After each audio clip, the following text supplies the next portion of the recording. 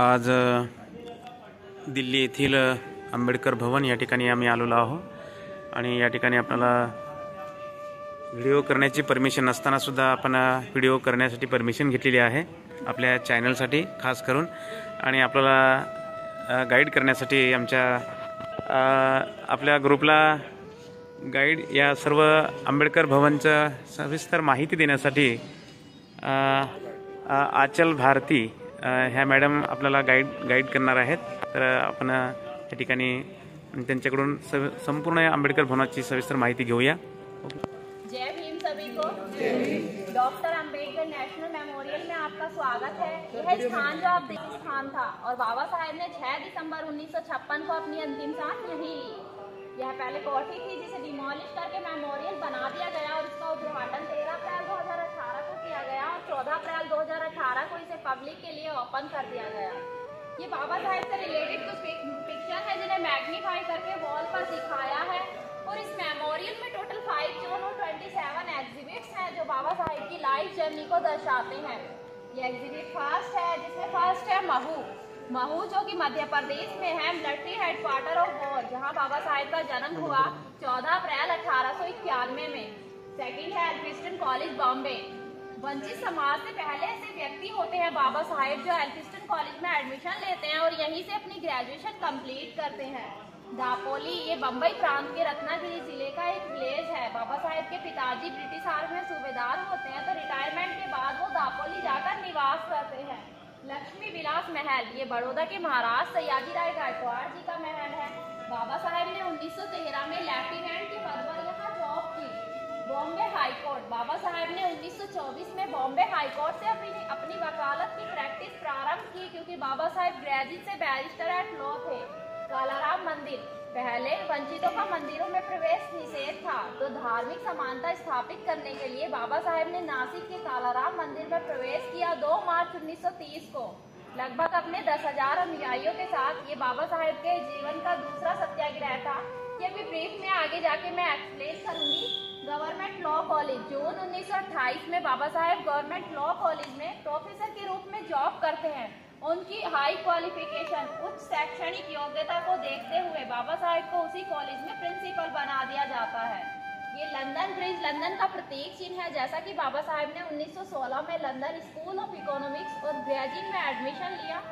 ये यहाँ icon show किया गया है। यह एग्जिबिट सेकंड है मॉडर्न इंडिया। पहले समाज में काफी बुराइयां थी, काफी कुरीतियां थी, तो आधुनिक भारत में बाबा साहेब के योगदान को दर्शाया गया है जिसमें फर्स्ट है वोटिंग का अधिकार। जैसा कि पहले भी वोट देने का अधिकार था लेकिन सभी को वोट देने का अधिकार नहीं था। कुछ सामान्य पूंजीपति लोग ही वोट किया करते थे, यहाँ तक कि महिलाओं का वोट भी उनके हस्बैंड डाल दिया करते थे। बाबा साहेब ने कहा ये गलत है और बाबा साहेब 1 वोट 1 वैल्यू की पॉलिसी लेकर आए जिससे कि आज हम सभी वोट करते हैं और एवरी ईयर 25 जनवरी को मतदाता दिवस के रूप में सेलिब्रेट भी करते हैं। ये हमारे भारतीय संविधान की प्रस्तावना है जो एक तरह से हमारे भारत का आईना है। और ये फर्स्ट रिपब्लिक डे की फोटो है। जो राष्ट्रपति होते थे वो रथ और बग्गियों में कुछ इस तरह बैठकर आते। नाउ हम इस तरह रिपब्लिक डे सेलिब्रेट करते हैं। ये महिला शिक्षा सामाजिक समानता स्थापित करने के लिए सभी को एक समान दायरे में लाने के लिए बाबा साहेब ने महिलाओं की शिक्षा पर बहुत अधिक बल दिया। ये फैक्ट्री एक्ट है जब ब्रिटिश काउंसिल में 1942 से 1946 में 1942 से 1946 के बीच बाबा साहेब लेबर मिनिस्टर होते हैं तो बाबा साहेब फैक्ट्री एक्ट लेके आते हैं। पहले क्या था, हर जगह 14-14 घंटे काम करने का प्रावधान था। बाबा साहेब ने 14 से घटाकर 8 घंटे किया और आज आप देखेंगे हर स्कूल कॉलेज फैक्ट्री हर जगह 8 घंटे काम करने का प्रावधान है जो कि बाबा साहेब का दिया हुआ कंसेप्ट है। उसी टाइम पे बाबा साहेब महिलाओं के लिए मैटरनिटी लीव एक्ट और बहुत सारे प्रावधान लेकर आते हैं। ये आधुनिक भारत में महिलाओं की स्थिति को हमने दर्शाया है कि आज महिला हर क्षेत्र में अग्रसर है। एक ग्राम प्रधान से लेकर राष्ट्रपति पद तक महिला पहुंच चुकी है और एक क्लर्क से लेकर IAS IPS ऑफिसर तक महिला है। चाहे गवर्नमेंट सेक्टर प्राइवेट सेक्टर हर क्षेत्र में महिलाएं अग्रणी हैं। ये होलो बॉक्स है जिसमें बाबा साहेब की कुछ ओरिजिनल फोटोग्राफ्स हैं। कुछ लंदन की हैं, कुछ राजगृह की और कुछ कॉन्स्टिट्यूशन असेंबली की हैं जिसे प्रेजेंट में सेंट्रल हॉल कहा जाता है। आ जाइए। ये एग्जिबिट थर्ड है चाइल्डहुड, बाबा साहेब का बचपन। जैसा कि बाबा साहेब के पिताजी ब्रिटिश आर्मी में सूबेदार होते हैं, तो बाबा साहेब के पिताजी की सिफारिश से बाबा साहेब का स्कूल में एडमिशन तो हो जाता है, किंतु बाबा साहेब को क्लासरूम के अंदर बैठने की अनुमति नहीं होती। बाबा साहेब क्लासरूम के बाहर बैठकर पढ़ाई करते हैं। एक बार क्या होता है, क्लासरूम के अंदर एक मैथ्स के टीचर बच्चों से क्वेश्चन पूछते हैं और क्लासरूम में जितने बच्चे बैठे होते हैं कोई उस क्वेश्चन का आंसर नहीं दे पाता, और बाबा साहेब बाहर से हाथ खड़ा करते हैं कि मैं इसका आंसर दे सकता हूँ, और बाबा साहेब उस क्वेश्चन का सटीक आंसर देते हैं। बाबा साहेब का विवाह भी बचपन में ही हो जाता है माता रमाबाई से, यही कोई 14-15 की एज में, क्योंकि उस टाइम पे बाल विवाह प्रचलन में था। और आप देख सकते हैं बाबा साहेब को पढ़ाई में कितनी रुचि थी। बाबा साहेब ने कभी यह डिमांड नहीं की कि उनके पास अच्छा बैग होना चाहिए, अच्छे जूते होने चाहिए। अगर किसी दिन स्कूल का चपरासी छुट्टी पर होता तो बाबा साहेब को पूरे दिन स्कूल में प्यासा ही रहना पड़ता था। बाबा साहेब को जब जहाँ जैसे टाइम मिलता, बचपन में भी 8 से 10 घंटे बाबा साहेब पढ़ाई किया करते थे, स्ट्रीट लाइट के नीचे बैठ के, चबूतरे पे बैठ के। आ जाइए। स्कूल किया, 1909 में इंटर किया, 1912 में अपनी ग्रेजुएशन कंप्लीट की, BA in political science and economics में। उसी दौरान बाबा साहेब के पिताजी रामजी मोलोजी सकपाल जी का निधन हो जाता है 2 फरवरी 1913 को। तो इनके एक टीचर होते हैं दादा अर्जुन क्यालुस्कर, वो बाबा साहेब की सिफारिश बड़ौदा के महाराज सयाजी राय गायकवाड़ जी से करते हैं। कहते हैं ये बच्चा पढ़ना चाहता है, आगे कुछ करना चाहता है, इसकी आर्थिक सहायता कीजिए। बड़ौदा के महाराज तैयार हो जाते हैं और बाबा साहेब को स्कॉलरशिप देते हैं 11.50 पाउंड की, जो आज की हम इंडियन करेंसी में कन्वर्ट करेंगे तो अप्रोक्स 1 लाख रुपीज। जब बाबा साहेब को उस टाइम पे स्कॉलरशिप मिला करती थी, बाबा साहेब स्कॉलरशिप लेते हैं और लंदन जाते हैं। ये कोलंबिया लाइब्रेरी है। बाबा साहेब को यहाँ समानता का अनुभव होता है, और बाबा साहेब का मेन सब्जेक्ट यहाँ इकोनॉमिक्स होता है। और बाबा साहेब लाइब्रेरी खुलने से पहले यहाँ पहुँच जाते हैं और लाइब्रेरी बंद होने तक डेली 18 घंटे बाबा साहेब यहाँ पढ़ाई करते हैं। और कोलंबिया आज भी मानती है कि बाबा साहेब जैसा छात्र आज तक नहीं आया है। 1916 में बाबा साहेब लंदन स्कूल ऑफ इकोनॉमिक्स और ग्रेजुएट में एडमिशन लेते हैं। लंदन स्कूल ऑफ इकोनॉमिक्स में डॉक्टर ऑफ साइंस के लिए और ग्रेजुएट में बैरिस्टर एट लॉ के लिए। लेकिन इसी दौरान प्रथम विश्व युद्ध के कारण बाबा साहेब की स्कॉलरशिप बाधित हो जाती है और बाबा साहेब को भारत वापिस आना पड़ता है। ये बड़ौदा के महाराज सयाजी राय गायकवाड़ जी हैं जो बाबा साहेब को स्कॉलरशिप देते हैं। इनका और बाबा साहेब के बीच एक समझौता होता है कि जैसा कि बाबा साहेब जब अपनी पढ़ाई कंप्लीट करके भारत वापिस आएंगे तो बाबा साहेब को इनकी रियासत में 10 साल की सर्विस देनी होगी। बाबा साहेब भारत वापिस आते हैं और बड़ौदा रियासत में मिलिट्री अकाउंट ऑफिस में सैन्य सचिव के पद पर जॉब करते हैं। आप देखेंगे तो बाबा साहेब के साथ यहाँ भी बहुत ज़्यादा भेदभाव किया जाता है। बाबा साहेब पानी मांगते हैं तो उन्हें पानी नहीं दिया जाता, और फाइल मांगते हैं तो फाइल फेंक कर दी जाती है। क्यों? क्योंकि ऊंची जाति के लोगों का ऐसा मानना था अगर फाइल देते वक्त बाबा साहेब की परछाई उन पर पड़ गई तो वो भी अपवित्र हो जाएंगे, क्योंकि बाबा साहेब महार जाति से बिलोंग करते थे। बाबा साहेब इसकी शिकायत महाराज से करते हैं। हालांकि महाराज बाबा साहेब को अपनी रियासत में फाइनेंस मिनिस्टर बनाना चाहते थे, वित्त मंत्री बनाना चाहते थे, लेकिन जाति प्रथा अपनी चरम सीमा पर होने के कारण ये जाति प्रथा के आगे विवश होते हैं और कहते हैं मैंने आपको इतने ऊंचे पद पर बिठा के पहले ही क्रांति छेड़ दी है, अब मैं कुछ नहीं कर सकता। 10 साल की एग्रीमेंट होती है, लेकिन 11वें दिन ही बाबा साहेब यहाँ से रिजाइन कर देते हैं। ये हमने बड़ौदा का दिखाया है यहाँ, और ये पारसी धर्मशाला है। बाबा साहेब यहाँ पारसी धर्मशाला में भी रहते हैं, और जब कुछ पारसी लोगों को पता चल जाता है कि Baba Saheb does not belong to Parsi caste, Baba Saheb Mahar जाति से बिलोंग करते हैं, तो कुछ लोग आ जाते हैं, उन्हें वार्निंग देते हैं कि आप यहाँ से खाली कर दें वरना आपके साथ बहुत बुरा होगा। बाबा साहेब को यहाँ से भी निकाल दिया जाता है। कि स्पीच एंड राइटिंग का मैनुअल है जिसमें बाबा साहेब ने ये कहा है कि हम हिंदू, मुस्लिम, सिख, ईसाई, जैन, क्रिश्चियन वटेवर हम जो भी हैं बाद में हैं, प्रथम भारतीय और अंततः भारतीय हैं। We are the first Indian and last Indian. और जिसका बेस्ट एग्जाम्पल हमारा इंडियन कॉन्स्टिट्यूशन की प्रियम्बल जो शुरू होती है we the people of India से और हमें एकजुट रखती है। आप देख सकते हैं बाबा साहेब कितने बड़े देशभक्त भी थे। आ जाइए। नाइट है संकल्प भूमि। जब बड़ौदा रियासत से रिजाइन करने के बाद बाबा साहेब बड़ौदा रेलवे स्टेशन पर पहुंचते हैं अपने होम टाउन मुंबई वापस जाने के लिए। इनकी ट्रेन कुछ घंटे डिले होती है, तो बाबा साहेब बड़ौदा रेलवे स्टेशन के जस्ट पास एक सयाजी पार्क होता है, पार्क में जाकर बरगद के पेड़ के नीचे बैठ जाते हैं, सोचने लगते हैं और रोने लगते हैं ये सोचकर कि मैं इतना ज़्यादा पढ़ा लिखा हूँ, इतना शिक्षित व्यक्ति हूँ, इतने ऊंचे पद पर भी हूँ, लेकिन मेरे साथ कैसा व्यवहार होता है, जबकि मेरा समाज तो पढ़ा लिखा भी नहीं है, तो उसके साथ क्या होता होगा। फिर बाबा साहेब ये संकल्प लेते हैं कि जो मेरा आगे से जीवन होगा वो समाज में सामाजिक समानता स्थापित करने के लिए होगा। मैं अपने समाज के लिए लड़ूंगा और एक सामाजिक योद्धा बनकर रहूंगा। आप देखेंगे तो बाबा साहेब की लाइफ का टर्निंग पॉइंट भी यहीं से शुरू होता है, the making of doctor B.R. Ambedkar. इसे संकल्प भूमि कहा गया है, जो कि बड़ौदा में है, और हर साल 23 सितंबर को हम संकल्प दिवस के रूप में भी सेलिब्रेट करते हैं। यह एग्जिबिट 10 बाबा साहेब की स्टील स्टैचू है, पीछे स्क्रीन पेपर है, आ जाइए।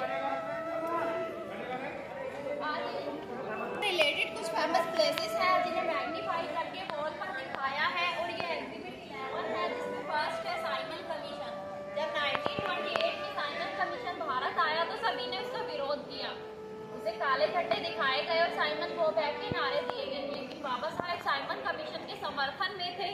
साइमन कमीशन को भारत लाने वाले भी बाबा साहेब ही थे। बड़ौदा रियासत से रिजाइन करने के बाद बाबा साहेब 10 साल तक लगातार ब्रिटिश गवर्नमेंट को लेटर लिखते हैं कि भारत में एक ऐसा तबका भी है जिसके साथ पशुओं से भी बदतर व्यवहार किया जाता है। जो साइमन कमीशन भारत आया था वो वंचितों की स्थिति को जानने, उन्हें सामाजिक और राजनीतिक अधिकार दिलाने के हित में ऐसे सर्वे भारत आया था, लेकिन ये जहाँ जहाँ भी गया उसे काले झंडे दिखाए गए और साइमन गो बैक के नारे दिए लग गए। यरवड़ा जेल ये पुणे की ऐतिहासिक जेल है जहाँ पर बाबा साहेब गांधी जी से मिले और उनका आमरण अनशन छुड़वाया, और 24 सितंबर 1932 को पूना पैक्ट भी यहीं से पास हुआ। विभाजन, बाबा साहेब विभाजन के विरोधी थे। बाबा साहेब कभी नहीं चाहते थे कि भारत का विभाजन हो, बाबा साहेब अखंड भारत चाहते थे। लेकिन बाबा साहेब ने 1940 में एक बुक लिखी, थॉट्स ऑन पाकिस्तान, पाकिस्तान और पार्टीशन ऑफ इंडिया, जो 1945 में प्रकाशित हुई। बाबा साहेब ने इस बुक में बताया है कि अगर भारत से पाकिस्तान अलग होता है तो उसके क्या दुष्परिणाम हो सकते हैं। गेटवे ऑफ इंडिया, जैसा कि बाबा साहेब का घर राजगृह मुंबई में है, ये मुंबई का प्रतीक चिन्ह एज ए आइकन यहाँ शो किया गया है। और लाल किला, कन्नॉट प्लेस और कश्मीरी गेट ये दिल्ली के फेमस प्लेसेस हैं। आप देखेंगे 26 अलीपुर रोड दिल्ली जहाँ हम मौजूद हैं, इसी रूट पे ये आगे है, तो जस्ट आइकन यहाँ शो किया गया है। जब इंडिया में ब्रिटिश का शासन था तो उस टाइम पे ये कोठी थी राजस्थान के सिरोही महाराज की। उन पर देशद्रोह का केस हो जाता है, उन्हें देश निकाला या फांसी कुछ भी हो सकता था। उस टाइम पे बाबा साहेब लॉयर होते हैं, उनका केस हैंडल करते हैं, उन्हें जिताते हैं। जब 1951 में बाबा साहेब लॉ मिनिस्टर के पद से रिजाइन कर देते हैं क्योंकि हिंदू कोड बिल पास नहीं हो पाता, तो बाबा साहेब को घर की ज़रूरत होती है, तो वो अपने पीए नानक चंद रत्तू जी को बोलते हैं कि मेरे लिए घर की तलाश कीजिए और घर ऐसा हो जिसमें मेरी किताबें समा जाएं। तो वो बोलते हैं कि बाबा साहेब आपको घर की नहीं, आपको तो कोठी की ज़रूरत है, क्योंकि इतनी सारी तो आपके पास किताबें हैं।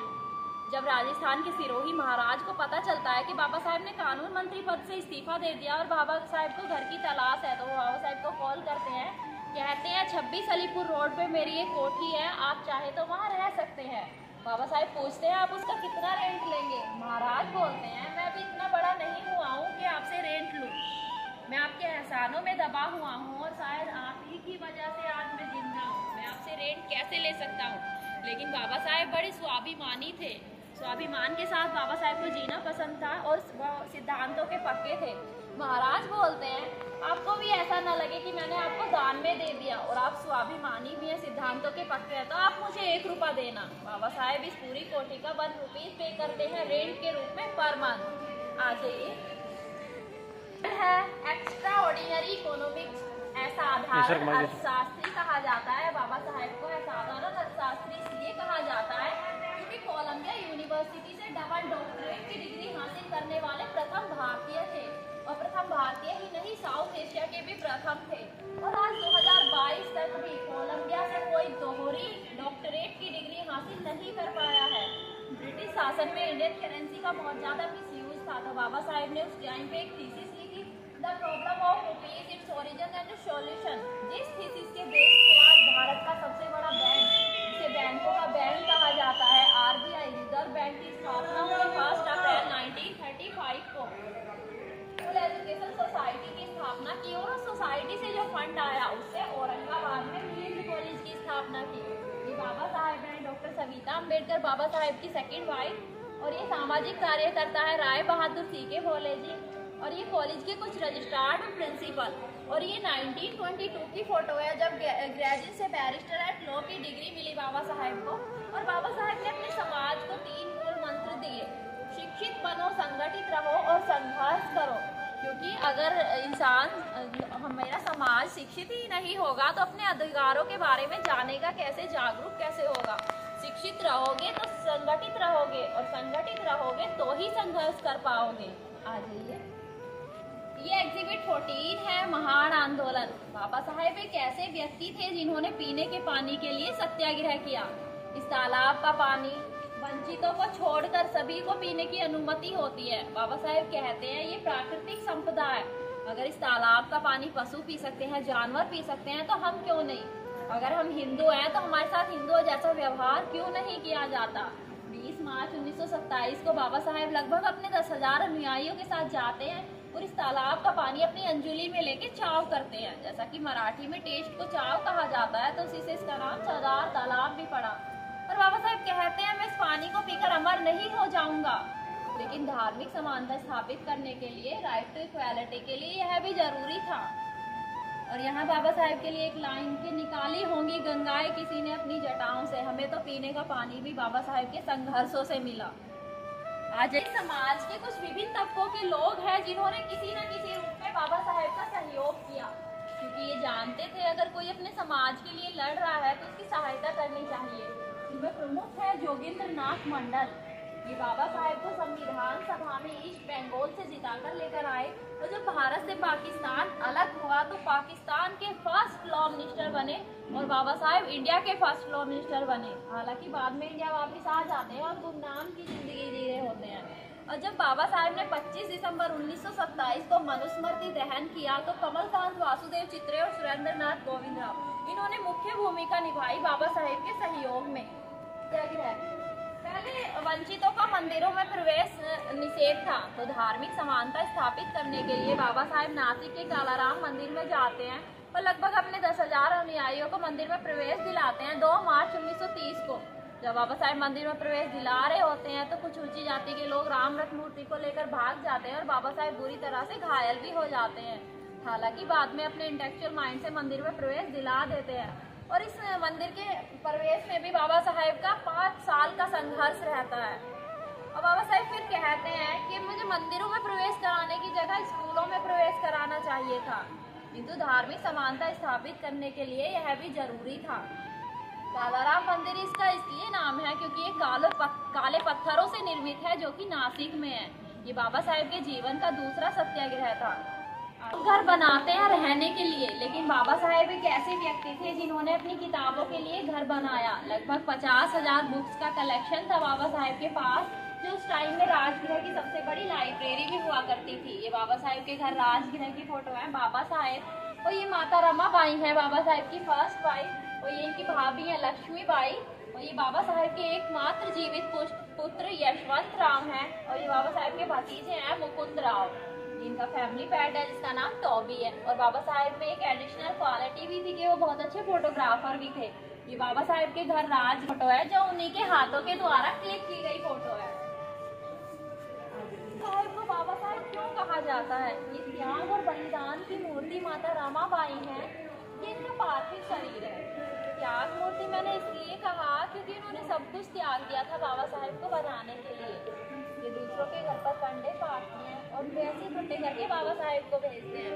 खुद का ध्यान नहीं रख पाती और कुपोषण की शिकार हो जाती हैं। हालांकि बाबा साहेब इन्हें बचाने की बहुत कोशिश करते हैं लेकिन बचा नहीं पाते और 27 मई 1935 को इनका निधन हो जाता है। और बाबा साहेब बहुत ज़्यादा दुखी हो जाते हैं और लगभग डिप्रेशन की स्थिति में आ जाते हैं और लगभग 1 महीने के लिए अपने आप को एक रूम में आइसोलेट कर लेते हैं, बंद कर लेते हैं। जब रूम से बाहर निकल कर आते हैं तो कुछ इस साधु के वेश में होते हैं। इस वेश में देखकर जो बाबा साहेब के अनुयायी होते हैं वो इन्हें बाबा बाबा कह के बुलाने लगते हैं। और जैसा कि मराठी में वाइफ जो होती है अपने हस्बैंड को साहब बुलाती है, माता रमाबाई भी बाबा साहेब को साहब बुलाया करती थी और बाबा साहेब इन्हें प्यार से रामू बुलाया करते थे। तो जस्ट उसी को रिलेट करके बाबा और साहेब, डॉक्टर इसलिए he was the PhD holder, doctor Baba Saheb. 12 multifacets हैं, जिसमें फर्स्ट है नॉलेज सीकर पार एक्सीलेंस, ज्ञान के उत्कृष्ट साधक थे बाबा साहेब। 64 सब्जेक्ट्स में मास्टर्स थे, 32 डिग्रियां थी बाबा साहेब के पास, जिनमें 4 डिग्रियां केवल इकोनॉमिक्स में थी। ये बाबा साहेब के कुछ सब्जेक्ट लिस्ट हैं और ये एल्फिस्टन कॉलेज की अटेंडेंस लिस्ट है, जिसमें आप देखेंगे 3rd नंबर पर बाबा साहेब का नाम है। और ये लंदन स्कूल ऑफ इकोनॉमिक्स और बॉन्ड यूनिवर्सिटी के कुछ फीस स्लिप्स और लेटर्स हैं जो बाबा साहेब के ओरिजिनल हैं। और जब कोलंबिया यूनिवर्सिटी ने 100 सालों का सर्वे किया 100 बुद्धिमान छात्रों का, 1916 से लेकर 2016, 100 साल और 100 बुद्धिमान छात्रों का सर्वे किया गया, तो बाबा साहेब को 100 छात्रों में प्रथम रैंक मिला। और कोलंबिया कैंपस में बाबा साहेब की स्टैचू बनवाई गई और उसके नीचे लिखा the symbol of knowledge, the symbol of knowledge से बाबा साहेब को सम्मानित किया। ये 5 जून 1952 की फोटो है, जब कोलंबिया ने बाबा साहेब को 3rd डॉक्टरेट की degree the, LLD, doctor of law के हमारे यहाँ पढ़े छात्र ने भारत का संविधान लिख दिया। ऐसा शास्त्री, जैसा कि मैंने पहले भी कहा कि बाबा साहेब की एक थीसिस पे RBI स्टैब्लिश हुआ। उससे अलावा भी बाबा साहेब ने भूमि सुधार, मुद्रा समस्या, जल संरक्षण, कर संग्रहण, सड़क और रेल मार्ग प्रणाली में बहुत सारे सुधार और प्रावधान किए।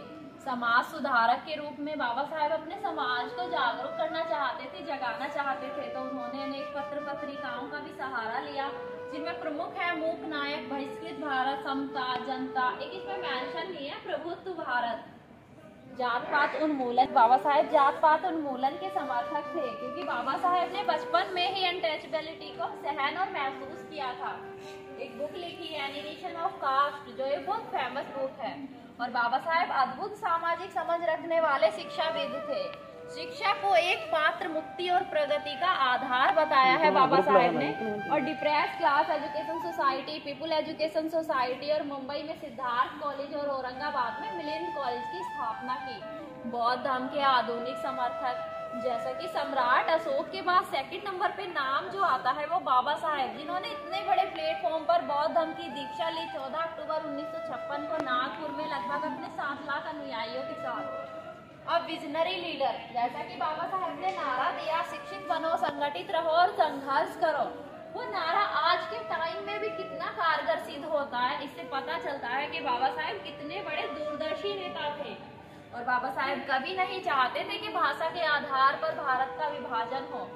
बाबा साहेब 1 स्टेट 1 लैंग्वेज की पॉलिसी चाहते थे और first Indian and last Indian होने का दावा करते थे। लेकिन दुर्भाग्य ये हुआ 1956 में बाबा साहेब की डेथ हुई और 1956 में राज्य पुनर्गठन आयोग गठित हुआ और आंध्र प्रदेश फर्स्ट राज्य गठित हुआ भाषा के आधार पर।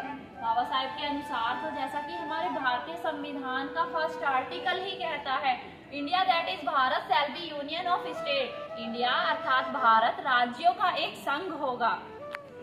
अचीवमेंट्स हैं जो उन्होंने अचीव किया, जैसा कि बाबा साहेब जब 1942 में लेबर मिनिस्टर होती हैं तो बाबा साहेब फैक्ट्री एक्ट लेके आते हैं, मैटरनिटी लीव एक्ट, और पहले महिलाओं को पुरुषों की अपेक्षा कम वेतन का प्रावधान था, तो बाबा साहेब ने समान कार्य समान वेतन का कॉन्सेप्ट दिया, equal work two equal pay. उस टाइम पे बाबा साहेब के पास एक एडिशनल चार्ज भी था वाटर कंजर्वेशन का, तो बाबा साहेब बहुत सारे कॉन्सेप्ट देते हैं, दामोदर नदी घाटी परियोजना, भाखड़ा नागर परियोजना, हीराकुंड परियोजना, कृष्णा नदी परियोजना।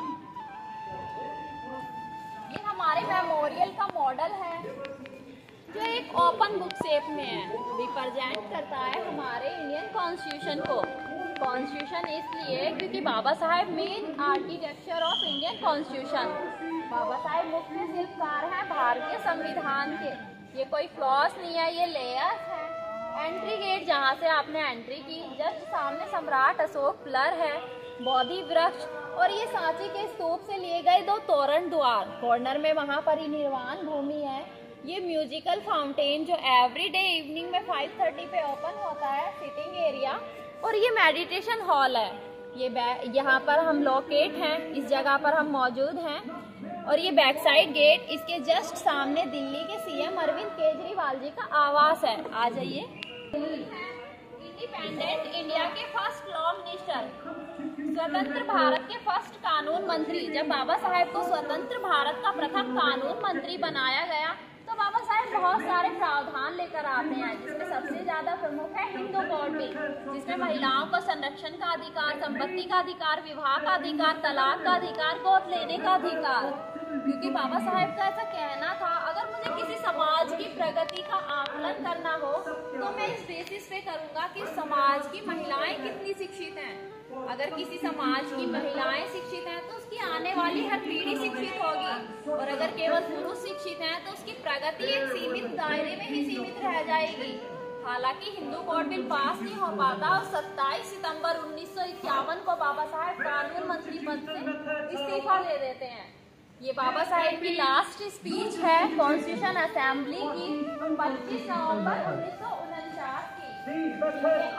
हैंड्सफुली मूव करते हैं। ये रोबोटिक फॉर्म में बाबा साहेब की ओरिजिनल वॉइस इसमें फीड की गई है, जो यूएसए से मंगाया गया है, और इसका प्राइस है 1 CR। कॉन्स्टिट्यूशन पर सिग्नेचर करते हुए कुछ प्रमुख और फर्स्ट नेता, जिसमें first defence minister Sardar Baldev Singh, first labour minister Babu Jagjivan Ram, first home minister और first deputy prime minister Sardar Vallabh Bhai Patel, first prime minister Pandit Jawaharlal Nehru, first law minister Baba Saheb BR Ambedkar, first education minister Maulana Abul Kalam Azad, और ये फर्स्ट हेल्थ मिनिस्टर है राजकुमारी अमृत कौर। जो दिल्ली का ऑल इंडिया एम्स देख रहे हैं आप, उनमें इनका बहुत बड़ा योगदान रहा है। इन्होंने अपनी भूमि दान में दे दी थी एम्स के लिए, इन्हीं की भूमि पर एम्स निर्मित है।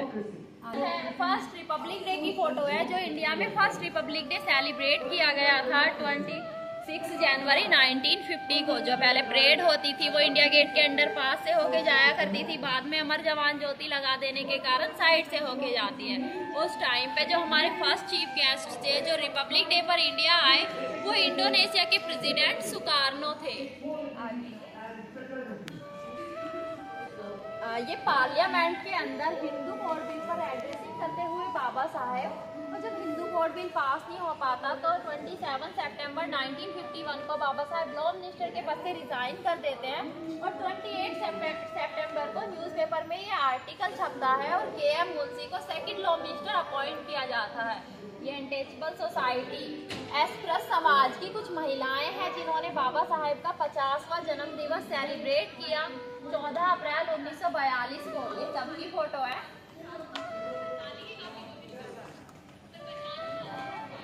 और ये शेड्यूल कास्ट फेडरेशन की एक मीटिंग में बाबा साहेब और माई जी, डॉक्टर सविता अम्बेडकर, बाबा साहेब की सेकंड वाइफ, बाबा साहेब और Mai ji as a chief guest invite होते हैं। ये राय बहादुर सीके कॉलेज है, एक सामाजिक कार्यकर्ता।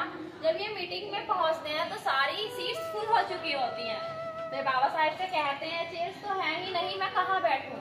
बाबा साहेब ऐसा फनी मूड में मजाकिया अंदाज में कह देते हैं, ऐसा कीजिए आप मेरी गोद में आकर बैठ जाइए। और ये सच में बाबा साहेब की गोद में आकर बैठ जाते हैं। जैसा कि ये बहुत दुबले पतले थे तो माई जी पूछती हैं साहब इनका वेट कितना है, और बाबा साहेब जोर से हंस जाते हैं और इनके नुयाई इनकी फोटो क्लिक कर लेते हैं। हालांकि आप देखेंगे तो कुछ रेयर ही फोटो है जो बाबा साहेब की इस अंदाज में है, क्योंकि बाबा साहेब बहुत चिंतनशील रहा करते थे। यह डिवाइडेड बिहार के धनबाद की फोटो है, जब 1942 में बाबा साहेब लेबर मिनिस्टर थे तो कोयला मजदूरों से उनके काम और वेतन के ऊपर रिव्यू ले रहे हैं कि उन्हें टाइम पर वेतन मिलता है नहीं, उन्हें कितने घंटे काम करना होता है। ये सिद्धार्थ कॉलेज की फोटो है। और ये Hardinge Avenue Patiala house Baba Saheb के घर की फोटो है। और जो आप ये बीच में देख रहे हैं ये सुदामा है। जब इनका जन्म हुआ तो इनकी माता का देहांत हो जाता है और कुछ टाइम बाद इनके फादर इन्हें बाबा साहेब के पास छोड़कर चले जाते हैं कि आप ही इनका पालन पोषण कीजिए, आप ही इनकी देख रेख कीजिए। बाबा साहेब इन्हें पढ़ाने की बहुत कोशिश करते हैं, इन्हें पढ़ाना चाहते हैं, लेकिन ये पढ़ाई में अच्छे नहीं होते। हालांकि खाना बहुत अच्छा बना लेते हैं, तो Baba Saheb as a cook इन्हें अपने पास रख लेते हैं। लास्ट टाइम तक रसोईया थे ये बाबा साहेब के। और जब बाबा साहेब की बॉडी में कोई हलचल नहीं थी तो सबसे पहले इन्होंने ही बाबा साहेब को देखा था। आ जाइए।